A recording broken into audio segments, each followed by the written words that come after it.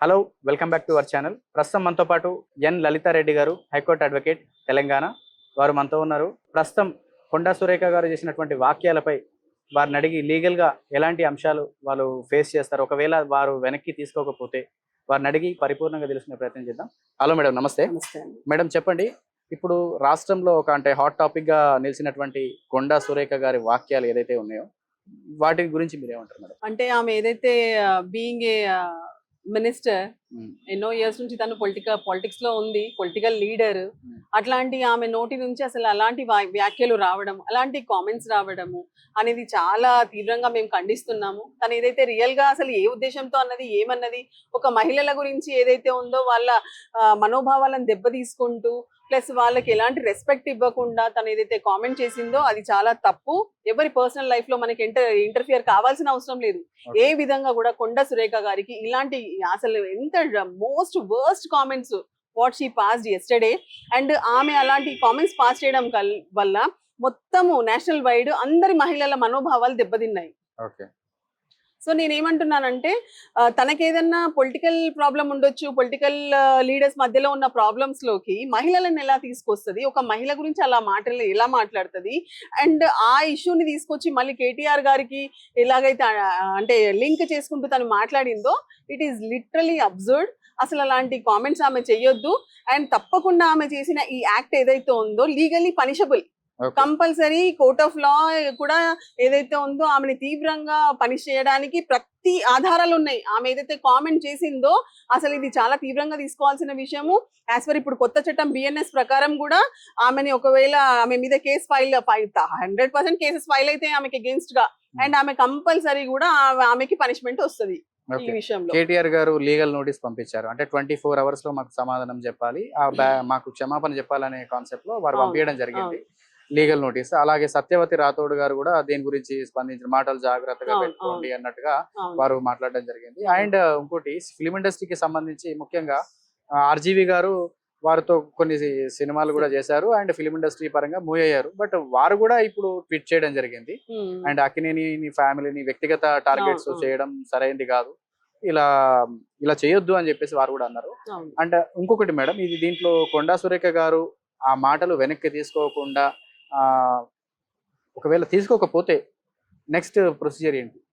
అసలు first of all ఆమె ఏదైతే అలాంటి కామెంట్స్ చేయొద్దు. ఒకసారి ఏమంటారు, గన్ల నుంచి బుల్లెట్ వచ్చేసిందంటే బుల్లెట్ వచ్చేసింది, లైఫ్ ని హార్మ్ చేసేసింది అక్కడ. ఆమె ఎంత విత్డ్రా చేసుకున్నా కూడా అలిగేషన్స్ అనేది ఎప్పటికీ అలా ఉండిపోతాయి.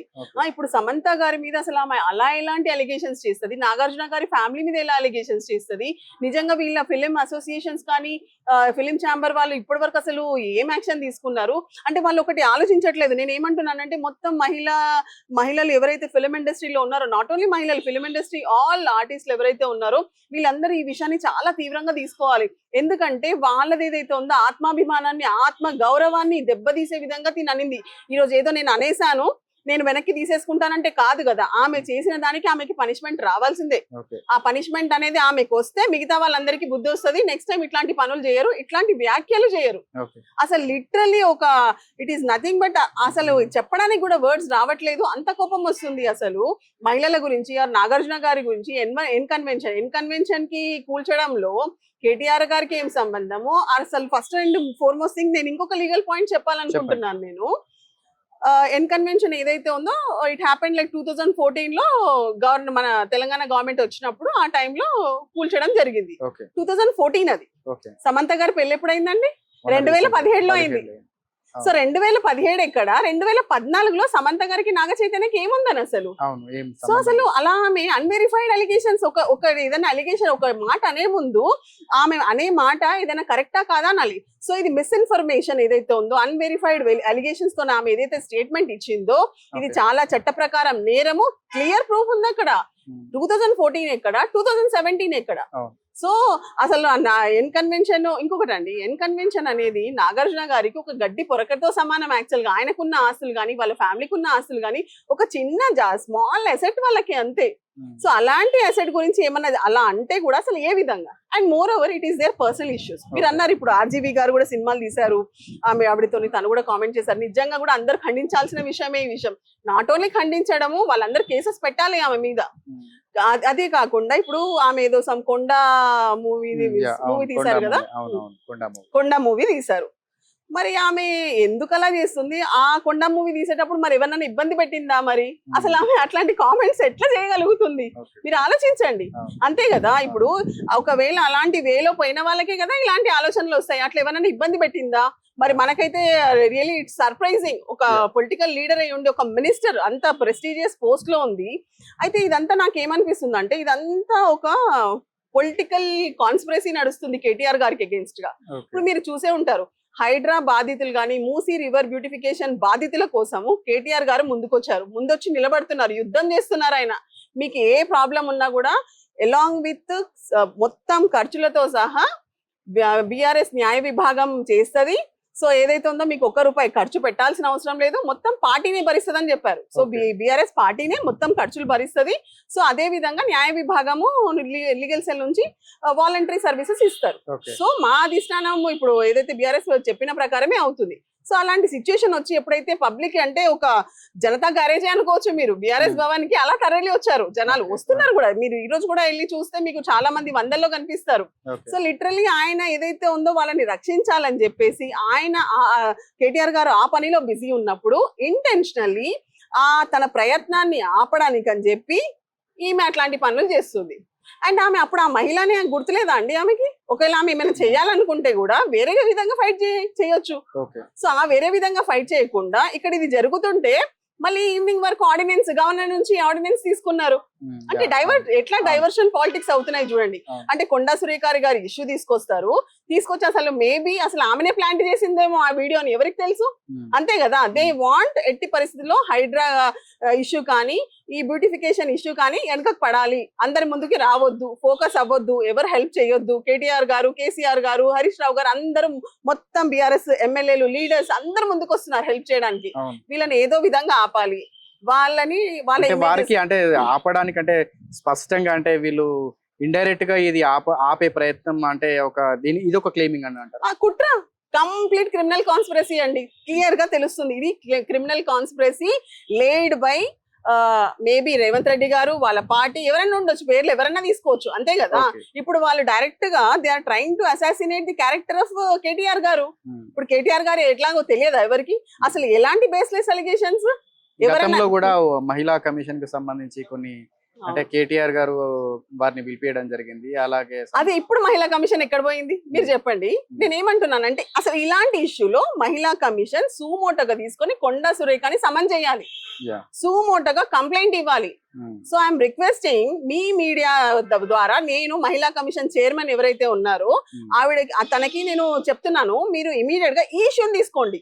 This is the issue. Because ఈమె ఇలాంటి మాటలు బీయింగ్ ఏ మహిళ అయి ఉండి మరి ఆమె వెనక ఎవరుండి మాట్లాడించారో, ఏ ప్రోద్బలంతో ఆమె మాట్లాడిందో గానీ ఈ ఇష్యూని ఒకవేళ మహిళా కమిషన్ చైర్మన్ సూమోటోగా తీసుకొని ఆమె మీద కేసు పెట్టించకపోతే ఆమె ఆ ప్లేస్ కి కూడా అర్హురాలు కాదు. సో ఇలాంటి ఇష్యూస్ లో మనం రెస్పాండ్ అవ్వాల్సింది. ఏదో చిన్న చిన్న ఇష్యూస్ ఏదేదో అయితే దానికి రెస్పాండ్ అయిపోయి పిలిచేసి కేటీఆర్ గారిని హిట్ చేసి వార్నింగ్ ఇచ్చింది. మరి ఈ ఇష్యూలో ఏంటండి? ఈ ఇష్యూలో చేయదా? మహిళ కానివ్వండి, ఎవరన్నా కానివ్వండి, men or women, if at all they are committing any act against or trying to defame the character of a woman, then immediately Mahila Commission has to come in front of the picture and they have to take the steps.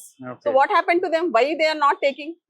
And moreover ఇప్పుడు CM Revanth Reddy గారిని అంటే మీరు వారికి ఏం చెప్పదలుచుకున్నారు? As being an advocate high court of Telangana, మీరు ఏం చెప్పగలుచుకున్నారు? First of all Revanth Reddy garu, అసలు మీరు ఈ 9, 10, 11 నెలల నుంచి ఏదైతే జరుగుతుందో ఏమంటారు ప్రజాపాలన పేరుతోని అంత అప్రజాస్వామిక పాలనే జరుగుతుంది. అలాంటి పనులు చేయొద్దు. Because me language, me acts ఏవైతే ఉన్నాయో సేమ్ మరి మీ ప్రోద్బలంతో చేస్తున్నారా, మీ లీడర్స్ ఎలా చేస్తున్నారో మాకు తెలియదు. కానీ ఎవరైతే ఇప్పుడు ఈ మహిళా మినిస్టర్ ఉన్నారో, ఏ విధంగా అయితే తను మాట్లాడారో, ఇట్ ఈస్ వెరీ రాంగ్. మీరు చెప్పాలి, మన ఇండ్లలో కూడా మనకి ఆడపిల్లలు ఉన్నారు, అక్క చెల్లెలు ఉన్నారు. అక్క చెల్లెలు, ఆడపిల్లలు ఇంట్లో కూతుర్లని పెట్టుకొని ఫిలిం ఇండస్ట్రీకి సంబంధించిన మహిళలకి ఏదైతే మీ మహిళా మినిస్టర్ ఈ విధంగా మాట్లాడిందో, మరి ఆమెను ఇమీడియట్ గా మీరు సస్పెండ్ చేయాలి. ఆమె ఏదైతే ఉందో మొత్తం పబ్లిక్ గా ఆమె క్షమాపణ చెప్పాలి, ప్లస్ ఇమీడియట్ గా ఆమెని మీ పార్టీలో నుంచి రస్టికేట్ చేయాలి. అలా చేస్తేనే నిజంగా కూడా ఆమె ఏదైతే చేసిందో తప్పిదం, ఆ తప్పిదానికి మీరు కరెక్ట్ గా రెస్పాన్స్ ఇచ్చినట్టుగా ఉంటది, అందరికీ న్యాయం చేసినట్టుగా ఉంటది. ప్లస్ ఇంకొకటి, ఇప్పుడు ఆల్రెడీ హైడ్రా ఇష్యూ వచ్చింది, మూసీ బ్యూటిఫికేషన్ ఇష్యూ వచ్చింది. ఆల్రెడీ కేటీఆర్ గారు ఏదైతే ఉందో ప్రజలకి అంటే హెల్ప్ చేయడానికి ముందుకు వచ్చారు. ఆయనను ఆపడానికి అని చెప్పి మీరు ఏదైతే ఈ డైవర్షన్ పాలిటిక్స్ చేస్తున్నారో చేయకండి, అవసరం లేదు. ముందు మీరు ప్రజల మనోభావాలని, వాళ్ళ ఆస్తులని, వాళ్ళ లైఫ్ ని, వాళ్ళు బతికే స్వేచ్ఛని మీరు కాపాడండి. బ్యూటిఫికేషన్ అంత ఇంపార్టెంట్ ఏం కాదు. మీరు చేయాలనుకుంటే ఉన్న మూసి పరివాహక ప్రాంతంలోనే చాలా బ్యూటిఫై చేయొచ్చు. ఇక్కడనేమో పాపం పిటిషన్స్ తీసుకొని కాలనీ ఎంప్లాయీస్ వాళ్ళు వీళ్ళు అందరూ వస్తుంటే మీరు అక్కడ నుంచి ఆల్రెడీ ఈ రోజు మార్నింగ్ డిఫెన్స్ కాలనీలో పాపం వాళ్ళందరూ వచ్చారు పిటిషన్స్ ఇవ్వడానికి. నిన్న కొంతమంది ఇచ్చారు, ఈ రోజు కొంతమంది వచ్చారు. లంగరౌస్ డిఫెన్స్ కాలనీ వందల్లో వచ్చినాయి ఇప్పటి వరకు కాలనీ వైజ్. సో ఈ రోజు పొద్దున మళ్ళీ ఎంఆర్ఓ ఇంకా పోలీసులు వెళ్ళారంట, ఫుల్ ఫోర్స్ తోని వెళ్ళారంట లంగరౌస్ కి. ఎన్ని ఫోన్లు అండి, వందల ఫోన్స్ వస్తున్నాయి. వాళ్ళందరినీ కాపాడండి. మీరు సీఎం ఆఫ్ ది స్టేట్, ఒక తండ్రి స్థానంలో కూర్చున్నారు. Save them. Why all this చెప్పండి. అవసరమా ఇంత డిస్టర్బెన్స్ మన స్టేట్ లో? అవసరమా? అవసరం లేదు. అండ్ రాహుల్ జీ, మీరు ఏదైతే ఉందో మీరు రాహుల్ జీ మీకు కూడా చెప్పాలనుకుంటున్నాను, మీరు ఆల్వేస్ ఏదైతే ఏమంటారు కాన్స్టిట్యూషన్ బుక్ చేతిలో పట్టుకుంటారో, ఆయన ఎక్కడికి పోయినా కూడా కాన్స్టిట్యూషన్ బుక్ చేతిలో ఉంటది. ఆ కాన్స్టిట్యూషన్ లో మరి ఆయన చదువుతారా లేదా నాకైతే తెలియదు రాహుల్ గారు. ఒకవేళ చదివి ఉంటే మటుకు మరి అందులో జీవించే స్వేచ్ఛ, జీవించే హక్కు ఉంది ప్రతి పౌరునికి, అది కాపాడాలి. ఇప్పుడు భావి భారత పౌరులు ఉన్నారు, వాళ్ళ ఇంటి షెల్టర్స్ తీసేస్తున్నారు, వాళ్ళు ఉండకుండా చేస్తున్నారు. మరి భావి భారత పౌరులు ఎవరైతే ఉన్నారో తెలంగాణకి సంబంధించిన వాళ్ళ పిల్లలు ఆ పిల్లలే కదా. మరి అన్ని చోట్ల పిల్లల్ని పట్టుకొని ఎత్తుకొని వాళ్ళతో పరిగెత్తుకుంటూ ఎన్నో చేశారు ఆయన. మీరు మణిపూర్ ప్లస్ ఏదైతే మణిపూర్ ఇష్యూ అవుతుందో బుల్డోజ్ కా రాజ్ నై చలేగా, అట్లాంటివి కూడా ఉన్నాయి. మా లీడర్స్ కూడా ఆ విషయం చెప్పారు అన్ని ఇదిలో కూడా. మరి తెలంగాణలో ఎందుకు బుల్డోజర్లు, ఎందుకు ఈ హైడ్రా, ఎందుకు ఈ మూసి పరివాహక ప్రాంతం బ్యూటిఫికేషన్ అనేసి ఇన్ని 40,000 ఇల్లు అంట ఇప్పుడు కొత్త ఇది ప్రకారం. 40,000 అంటే దగ్గర 2-3 లక్షల మంది నిరాశ్రయులు అయిపోతారు. వాళ్ళు ఉండడానికి ఏదైతే ఉందో ఆధారం ఉండదు. వాళ్ళు 20-30 ఏళ్ల నుంచి వాళ్ళు ఎంత కష్టపడి ఆ ఇల్లులను కట్టుకొని బతుకుతున్నారో, అలాంటి బతుకుల మీద ఇంత పెద్ద కొరడా దెబ్బ వేస్తే ఎలా చెప్పండి. సో ఇదన్నీ ఆగాలి. సో చూసారు కదండి, లలితారెడ్డి గారు, హైకోర్ట్ ఆఫ్ తెలంగాణ, వారు చెప్పినటువంటి అంశంలో ముఖ్యంగా కొండా సురేఖ గారు వారు వ్యాఖ్యానించినటువంటి మాటలు ఏదైతే వాళ్ళు ఏదైతే కేటీఆర్ గారి మీద చేసినటువంటి వాక్యాలు ఏదైతే ఉన్నాయో అటు వాక్యాలను వెనక్కి తీసుకొని క్షమాపణ చెప్పాలని డిమాండ్ చేశారు. అండ్ ఒకవేళ క్షమాపణ చెప్పకుంటే మేము హైకోర్ట్ ఆఫ్ తెలంగాణలో ఖచ్చితంగా మేము పిటిషన్స్ చేసి వారిపై లీగల్గా మేము ప్రొసీడ్ అవుతామని చెప్పేసి వారు అన్నారు. సో అసలు ఏం జరుగుతుంది అనేది నెక్స్ట్ టాపిక్ అనే క్వశ్చన్ మార్క్